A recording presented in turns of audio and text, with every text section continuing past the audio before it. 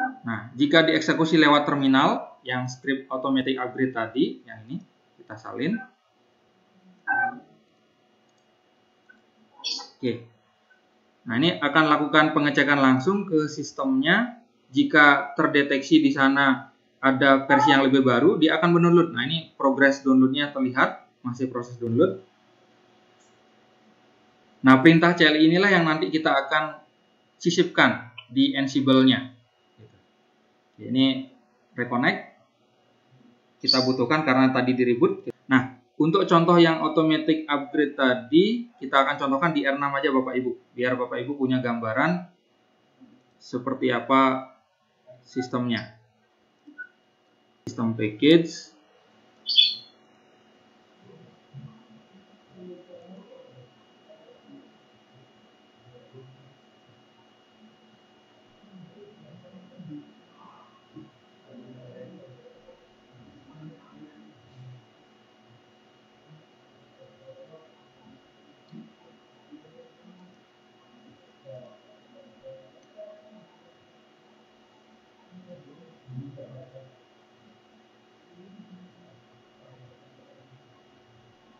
Oke, kita tunggu beberapa saat. Nah, ini versinya sudah versi 6.47.1. Oke, jadi itu contoh yang auto upgrade. Nah, jadi pembaruan manual tadi dengan mengupload file NPK menggunakan Winbox atau Webpick atau FTP ke MikroTik-nya, setelah itu di reboot. Oke, nah pembaruan secara manual tadi intinya membutuhkan file NPK yang Bapak Ibu bisa download di situsnya mikroedu.com/download. Tadi sudah kita demokan. Nah, sekarang kita masuk ke pengamanan yang kedua. Jadi pengamanan yang pertama intinya adalah mengupgrade ke versi RouterOS yang terkini. Pengamanan kedua adalah ada beberapa item terkait dengan akses ke router yang kita ingin amankan. Yang pertama, mengubah default username admin. Jadi secara default MikroTik memiliki user default adalah user admin. Oke, kita tunjukkan di router yang 6 aja, kita tunjukkan. Oke. Sistem user untuk menampilkan informasi terkait dengan user yang ada di MikroTik-nya secara default menggunakan user admin dengan password kosong. Nah, untuk itu disarankan kita mengubah username admin tadi menggunakan user lain dengan user yang berbeda. Caranya bisa langsung diubah di user adminnya atau menambahkan user baru kemudian baru dihapus user admin. Dengan cara yang mana aja bisa dilakukan. Nah, perintah yang digunakan kalau secara manual lewat CLI menggunakan perintah ini /user spasi add name nama user yang digunakan untuk yang baru misalkan Ansible, password yang digunakan untuk user Ansible, kemudian grup. Nah, masing-masing user yang ada di MikroTik ditentukan grupnya, apakah ikut grup full, write atau read. Nah, kalau full ini yang tertinggi. Nah, setelah ditambahkan kita bisa menghapus user admin. Oke, kita tunjukkan. Misalkan jika ingin menggunakan web GUI tinggal plus, misalkan di sini ada user dengan nama Ansible, grupnya full gitu. Misalkan tadi passwordnya Ansible secret contoh. Oke. Nah, setelah ditambahkan user admin di sini bisa di remove. Ini kalau misalkan ingin ditambahkan dari web GUI. Nah, untuk kebutuhan otomasi kita perlu mengetahui perintah CLI-nya. Nah, untuk itu kita akan coba contohkan dari CLI /user add nama user yang ditambahkan yaitu Ansible, passwordnya misalkan Ansible secret, kemudian grupnya full. Nah, kemudian kita cek sudah terlihat ada user Ansible. Setelah itu kita bisa remove untuk user adminnya. Jadi yang tersisa hanya user Ansible. Nah, itu pengamanan untuk akses ke router. Jadi disarankan mengubah username admin menjadi nama user yang lainnya. Bisa dengan langsung mengubah adminnya atau menambahkan user baru dulu, baru dihapus. Jika menggunakan cara rename berarti menggunakan /user spasi set name sama dengan Ansible untuk yang admin. Itu pengamanan akses ke router pertama. Kemudian disarankan juga mengatur password dari user menggunakan sandi yang aman. Nah, jadi tadi kalau misalkan kita masih pakai user admin, kemudian kita rename menggunakan /user spasi set spasi name sama dengan Ansible. untuk adminnya diubah, itu berarti passwordnya masih belum ada, blank password. Nah, untuk itu kita bisa ubah. Mengubah password bisa menggunakan dua cara, bisa langsung mengeksekusi perintah ini, select user, spasi set password sama dengan password barunya, misalkan Ansible secret, untuk user admin, jika masih admin namanya ya. Jika sudah Ansible berarti tinggal diubah jadi Ansible. Atau menggunakan slash password. Jadi bisa pakai cara yang mana aja. Kita contohkan. Berarti di sini ketika kita menggunakan password, berarti password lamanya dimasukkan, baru nanti password barunya. Confirm password baru. Nah, jadi seperti itu. Kemudian yang ketiga, pengamanan akses ke router MikroTik dengan membatasi akses username tertentu hanya bisa digunakan login dari alamat IP sumber tertentu. Jadi user yang ada di MikroTik bisa ditentukan, hanya boleh digunakan login dari IP sumber tertentu. Secara default, kalau kita lihat di sini, user Ansible allow address-nya tidak diatur, berarti boleh digunakan untuk diakses dari IP sumber manapun. Jika diinginkan ditentukan, berarti di sini kita bisa tambah. Bisa berupa satu alamat host, bisa juga alamat subnet atau alamat jaringan. Misalkan, user Ansible ini hanya boleh digunakan untuk login ke MikroTik-nya dari IP sumber dengan alamat 192.168.169.254 misalkan, dari Ansible control mesin-nya. Jadi bisa seperti ini. Atau juga bisa ditambahkan beberapa, misalkan dari Windows client yang saya gunakan, 192.168.169.253. Berarti dari dua host ini dengan IP sumber ini bisa digunakan username Ansible-nya untuk mengakses ke MikroTik. Nah, jadi pengamanan yang ketiga yaitu membatasi user tertentu untuk bisa digunakan login hanya dari IP sumber tertentu. Jadi ada 3 pengamanan akses yang bisa diterapkan ke router. Yang pertama tadi adalah mengubah username admin yang default dari MikroTik menjadi nama user yang lainnya, mengatur sandi dari user menggunakan sandi yang aman, kemudian membatasi akses username tersebut agar hanya bisa digunakan login dari IP sumber tertentu. Oke, tadi sudah didemokan. Nah, kita masuk ke pengamanan yang ketiga, yaitu pengamanan IP services dari router. IP services bisa diakses lewat menu IP, kemudian memilih services.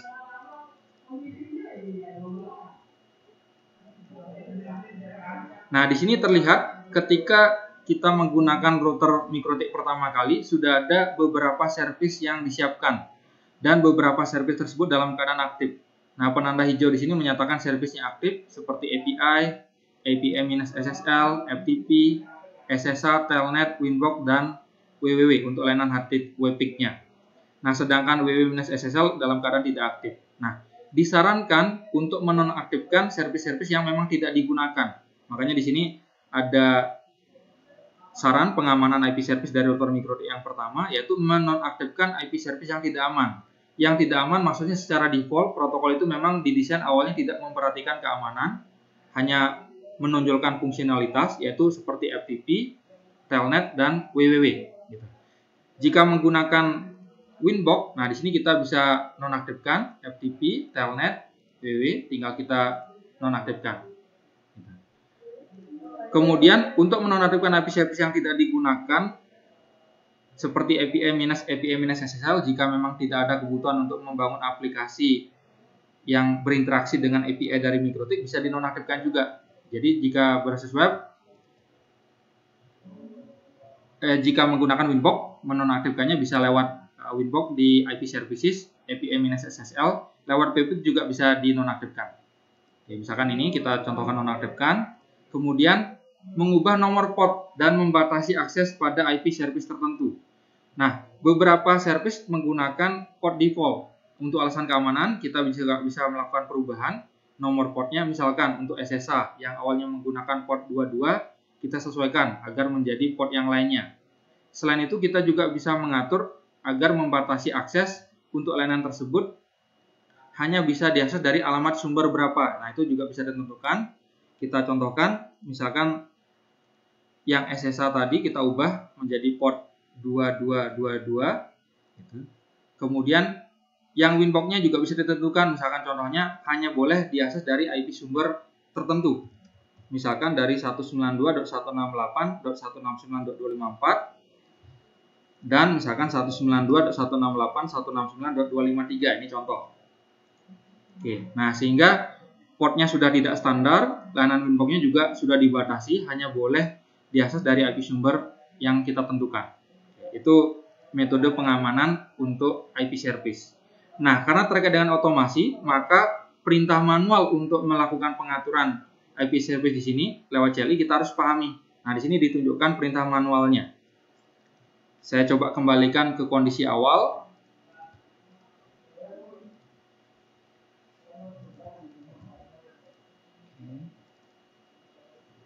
Sehingga nanti kita contohkan menggunakan perintah CLI. Karena perintah CLI tersebutlah yang akan digunakan untuk otomasi di Ansible-nya. Oke. Berarti di sini kita tinggal eksekusi, misalkan menonaktifkan service yang tidak aman, misalkan FTP, Telnet, WWW. Oke.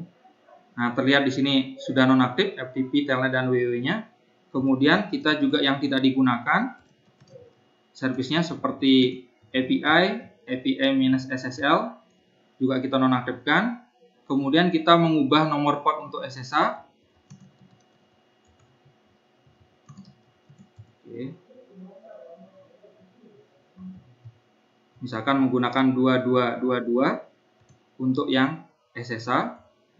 Nah, terlihat sudah berubah. Demikian pula untuk Winbox. Misalkan kita tentukan hanya boleh diakses dari alamat IP 192.168.169.254 dan 192.168.169.253 untuk layanan Winbox. Oke, nah jadi perintah manual lewat CLI perlu diketahui karena itu yang akan digunakan untuk otomasi di Ansible. Oke, itu untuk pengamanan IP service. Berikutnya, pengamanan yang bisa kita terapkan di router Micro T itu dengan menonaktifkan MAC access. Nah, MAC access di sini ada beberapa jenis di router OS, ada MAC Telnet, ada MAC Winbox, dan ada MAC Ping. Oke. Kita bisa lihat jika menggunakan web GUI, gitu.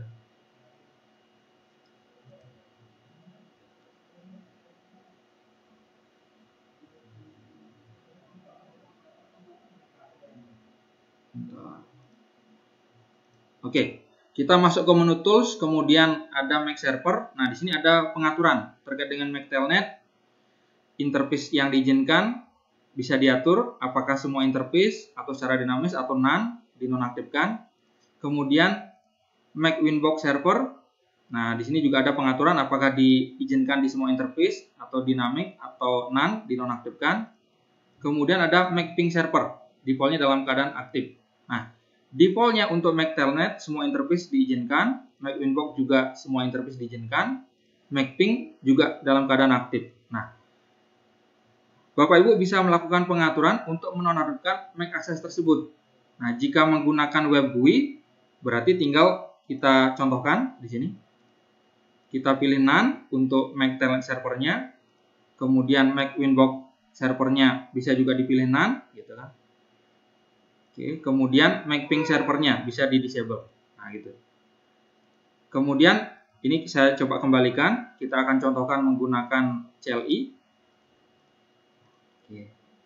Jika menggunakan CLI, perintah yang digunakan untuk menonaktifkan layanan MAC Telnet adalah /tool MAC-server set allow-interface -list sama dengan none.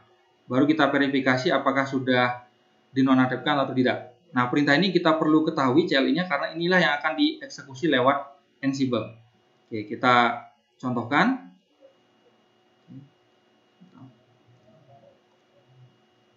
Lewat CLI.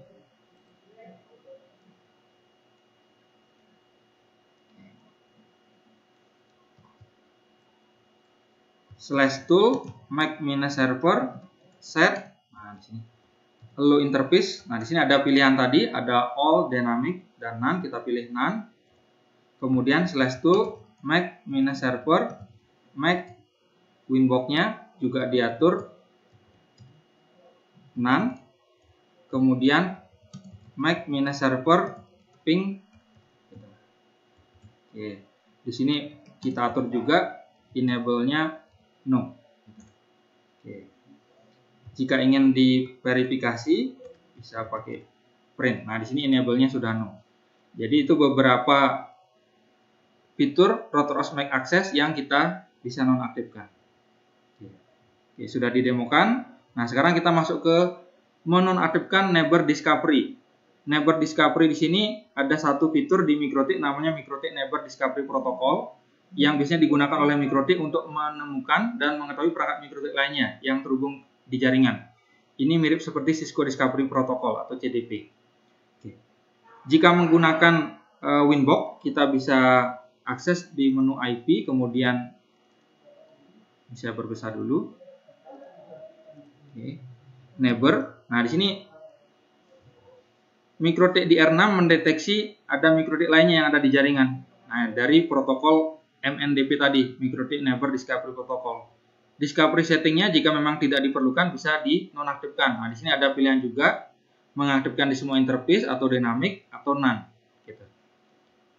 Tinggal ditentukan sesuai dengan kebutuhan. Nah, jika diinginkan diatur secara manual lewat CLI, penonaktifannya bisa menggunakan perintah ini. /IP spasi neighbor spasi discovery minus setting set discover minus interface minus list sama dengan none. Oke, kita contohkan lewat CLI. Karena perintah CLI ini nanti yang akan digunakan untuk akses ke dari Ansible-nya.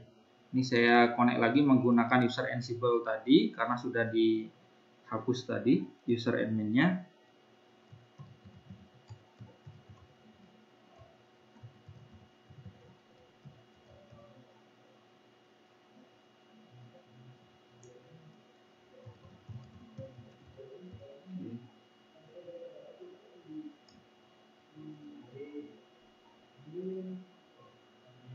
Oh, di 5, sebentar, yang di 5.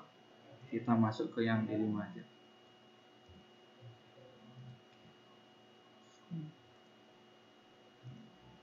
Saya cek dulu di 5 atau di 6 tadi.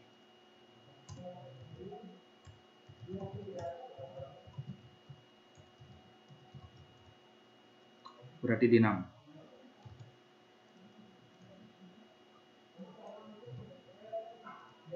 Oke. Nah, sekarang kita nonaktifkan IP. Oke, seperti tadi perintahnya untuk menonaktifkan Neighbor Discovery setting. Oke, kemudian kita set discover minus interface minus listnya diatur none.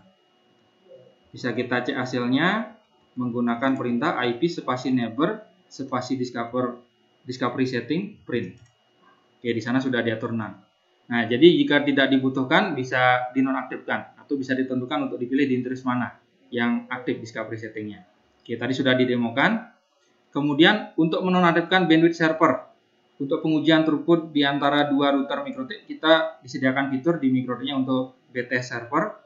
Jika memang tidak digunakan atau sudah tidak diperlukan lagi, disarankan untuk dinonaktifkan. Jika melalui Winbox, itu bisa diatur lewat menu Tools, gitu. Kemudian BTS server. Nah, di sini defaultnya aktif, enable. Jika dinonaktifkan secara grafik, tinggal dihilangkan centang enable-nya seperti ini. Kita akan contohkan untuk dinonaktifkan lewat CLI. Berarti menggunakan perintah ini. /tool spasi bandwidth minus server set enable sama dengan no. Kita coba langsung.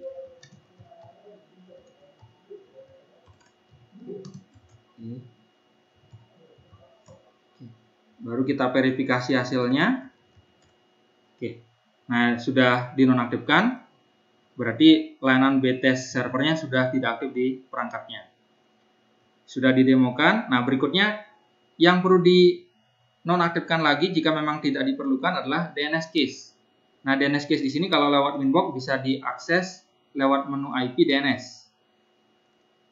Oke, di sini kelihatan allow remote request-nya itu tidak aktif, berarti DNS case-nya memang dinonaktifkan sehingga dari klien eksternal lainnya tidak bisa memanfaatkan fitur DNS yang ada di MikroTik ini. Nah, jika memang aktif, itu bisa dinonaktifkan. Jadi, untuk menonaktifkan, misalkan dalam kondisi aktif, saat ini misalkan, dalam kondisi aktif, jika ingin dinonaktifkan, jika menggunakan CLI, perintahnya ini. IP spasi DNS spasi set allow minus remote minus request sama dengan no. Kita contohkan. Baru kita verifikasi hasilnya.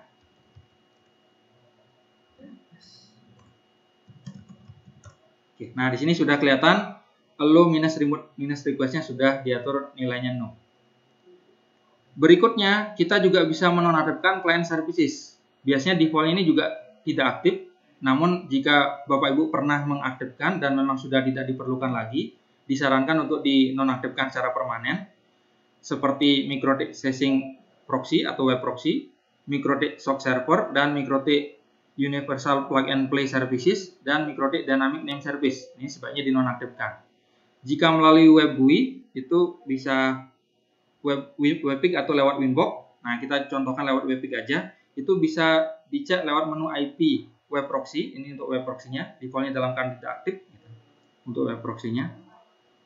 Kemudian untuk SOC-nya di sini juga tidak aktif. Kemudian Universal Plug and Play-nya juga dalam keadaan tidak aktif. Kemudian untuk MikroTik Dynamic Name Service-nya di sini juga sudah tidak aktif default-nya. Seandainya itu aktif, nah misalkan kita contohkan ya, diaktifkan, baik MikroTik Dynamic Name Service-nya diaktifkan. Ini kebetulan lisensi yang kita gunakan pakai yang CHR. Misalkan dalam keadaan aktif itu bisa dinonaktifkan. Perintahnya untuk yang web proxy dulu kita mulai. Misalkan dalam keadaan aktif. Oke, kita aktifkan. Kita cek dulu kondisi awalnya. Nah, ini dalam keadaan aktif. Kemudian kita ingin nonaktifkan, berarti IP proxy set enable no. Kita cek sudah dinonaktifkan. Nah, kemudian termasuk yang MikroTik SOC Proxy juga bisa dinonaktifkan jika dalam keadaan aktif. Misalkan kita contohkan lewat GUI kita aktifkan. Kita cek dulu status terakhir dalam keadaan enable. Nah, ini kita tinggal nonaktifkan.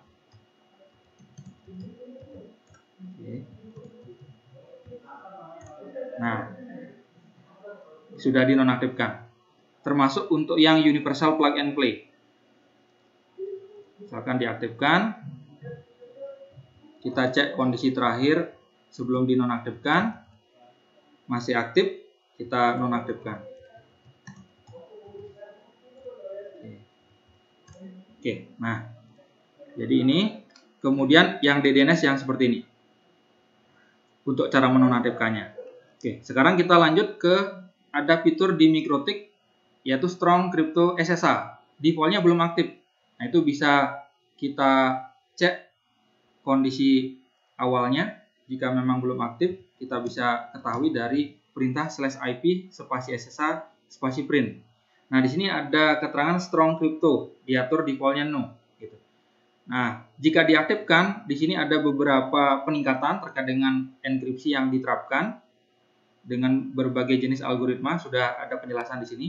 Menggunakan enkripsi yang lebih tangguh, algoritma Hamek, dan menggunakan DP-Hellman yang lebih besar, itu jika diaktifkan. Nah, untuk itu jika ingin diaktifkan, berarti perintah yang digunakan adalah IP spasi SSH spasi set strong minus crypto, kita atur jadi yes. Oke, kita contohkan. Set strong.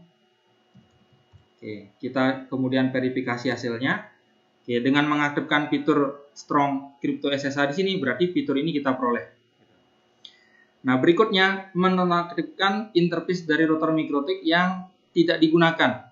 Nah, sehingga mengurangi akses yang tidak sah atau unauthorized access. Misalkan di sini kita lihat di MikroTik kita memiliki ada 5 interface. Misalkan Ether 1, 2, 3, 4, dan 5. Ternyata misalkan untuk contoh ini Ether 2, 3, 4, 5 tidak digunakan. Nah, untuk itu kita bisa disable. Oke, jika melalui GUI bisa tinggal diseleksi, kemudian tinggal di disable. Kemudian jika menggunakan CLI, nah berarti perintah yang digunakan menggunakan ini. /interface spasi set disable sama dengan yes, interface yang kita ingin nonaktifkan. Oke, kita contohkan. interface set disable sama dengan yes, ether 2, ether 3, ether 4, dan ether 5. Nah, kemudian kita cek hasilnya. Nah, di sini sudah dinonaktifkan. Oke, nah jadi itu menonaktifkan interface yang ada di router.